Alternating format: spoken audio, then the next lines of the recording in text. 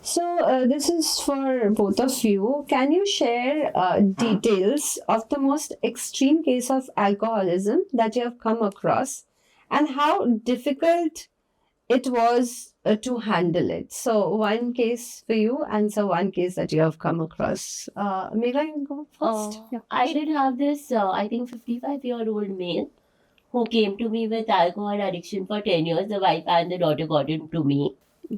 And he was, I think, having around 1600 ml of alcohol per day. And it's worth it.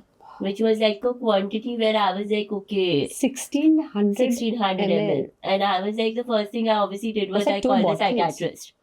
Yeah. And I was like, I'm sending it to you because person needs medicine. She said, only not medicine. Maybe we need to go for thorough medical evaluation Exactly. because this is not a easy amount. 1600 is actually more than two bottles. If you And then what consider happened was, 750 ml, and what I did was obviously I told you, okay, we will start decreasing the quantity. Again, I was corrected by the doctor. It has to be with very small amounts. Or either you have to agree for hospitalization.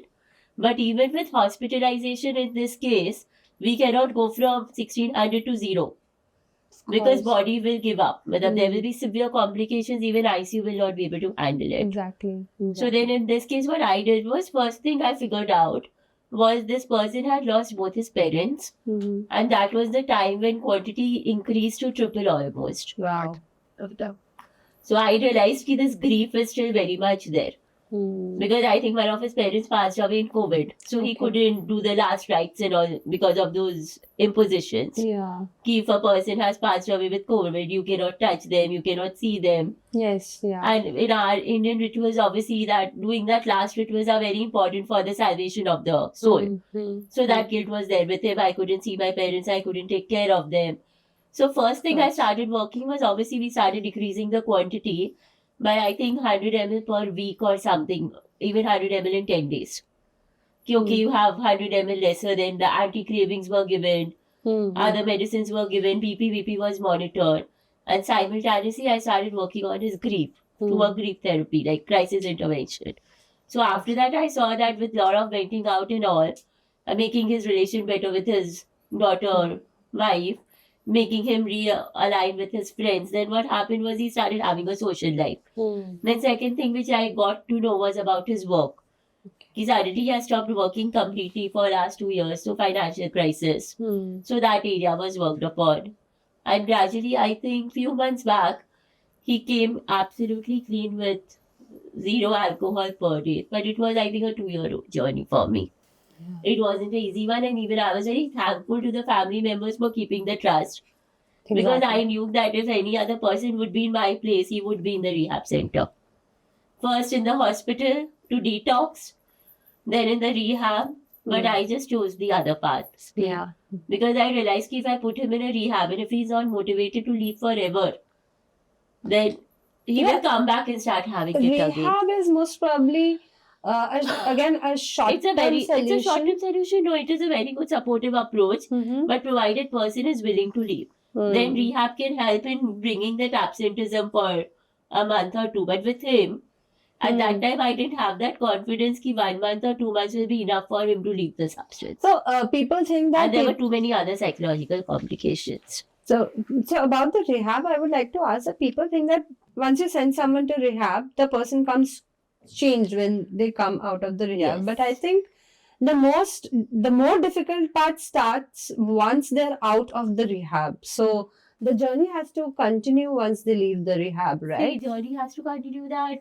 They don't go back to drinking again. That needs a tremendous amount of self-control, willingness, motivation. And many a times in rehab, the counseling that is being done, if they focus on all these three, it's okay. But if they only focus on detox part, then after coming back, what happens is in India, we don't have so many mental health professionals to work in those rehabs. So there are very few professionals who are there, and the number of people are much more. Okay. India ka population and the mental health ratio is not that great. Yeah. So that becomes a challenge. Otherwise, rehab in other countries do much better jobs because 1-to-1 can be given. Okay, which does not happen. How will it happen? Yeah. See our population and see the amount of people addicted to alcohol. Exactly. So there I feel ki that is the gap only. Yeah. So, Otherwise, rehab is a good approach because you give them complete detoxification. So 2 months mein, it's said that 21 days is required to build a habit. yeah. So 20, that's the logic with which people go to rehab. Ki 21 days I will be out of habit. But then I still have the liking for the substance. My personal problems are not solved. Yeah. So I come back to the same crisis again. So again I resort to the same substance. So it's more. So I believe ki first we should work on problem solving with the crisis. I had this, I was walking with this person, and he used to be a student at a, PhD, in a PhD program, and deep into alcoholism, like almost the amount that you mentioned, like 2 bottles a day. And the pattern was like use until he crashes, ends up in an accident, or kind of gets into some sort of trouble, and then taken into custody or admitted to a clinic. And then he would be very much overwhelmed and then abstain for a few days. And in those days, he would be very much kind of cooperating with the treatment, with the counseling, and kind of promising all that I Then will he'll never never touch drink again. again. And then, like within a week, he would start the same behavior, and that was just repeating on, like, and for years. The last time he was into deep trouble, and he expressed genuine concern that he really wants to change, and he said that this time he would not try to bargain, but rather go by the treatment approach that we would recommend.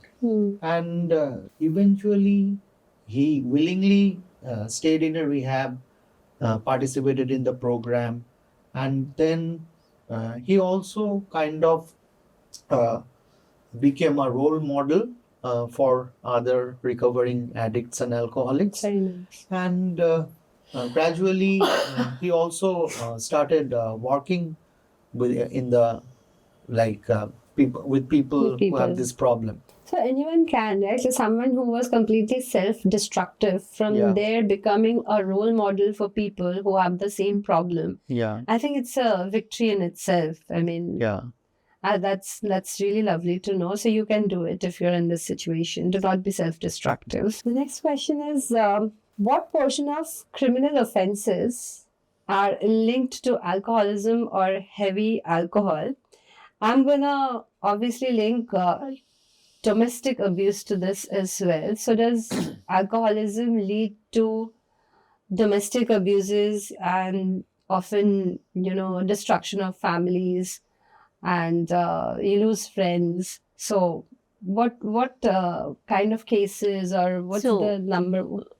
Alcohol has these three phases: intoxication, withdrawal, dependency. So I feel that maximum amount of criminal offenses happen during that intoxication, which is within a few hours of having the substance, because it is very much active in your body. And with alcohol, what happens is that you become disinhibited because all your body guards, your mental guards are down. Yeah. So you become more impulsive with your actions, and impulsivity is directly linked to your criminal offenses. So the kind that we always see, domestic violence, yes, and most of the time it happens because during intoxication you want more of that substance. So you go back home asking your wife for money or getting you more alcohol, and if she says a no, then because you are not under your control, you start hitting her, you start abusing. You go out, you can do an accident because again self-control is a problem. So most of the road accidents may happen because of it. Yeah. Then gambling, another impulsive act, which is a criminal offense. Yes. When you are under the influence of alcohol, you don't know where to stop. If I'm in my senses, I may enjoy gambling, but I know that today my limit is 10,000 or 20,000 in a poker car. But when I'm under the influence of alcohol, I don't know my limit. So it's like, okay, I'm in the game, I want to play more of it. I want to show that I can still win.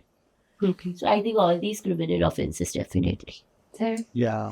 Have you come across someone like that in your life who was literally, or someone who came to you complaining that someone is alcoholic and that is why there is domestic violence or there is Yeah, all the time.